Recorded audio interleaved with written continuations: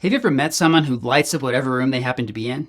Well, I have. And her name is the Reverend Dr. Kim Wagner. She serves currently as Assistant Professor of Preaching at Princeton Theological Seminary. I was super excited to engage the product of her doctoral efforts in her book, Fractured Ground, Preaching in the Wake of Mass Trauma. This book is a sublime piece of scholarship. Not only does Dr. Wagner offer preachers and church leaders practical resources for preaching amid the pain and loss of mass traumatic events, she shows how traumatic moments demand rethinking everything we think we know about sermon development and delivery. Dr. Wagner draws on the work of trauma theorists to teach us that traumatic events rupture our capacities to form narrative coherence. In Fractured Ground, she thought about how preachers might respond when a community's sense of narrative and identity is fractured by the arrival of a mass traumatic event. In her next book, she wants to think about the role of the preacher and work of preaching when a community's narrative or sense of self is defined by trauma. She also has a project in the works in which we might discern creative and even subversive authorities to preach, particularly when the institutional center no longer holds in the way that it once did. You'll definitely want to keep an eye out for these texts when they drop.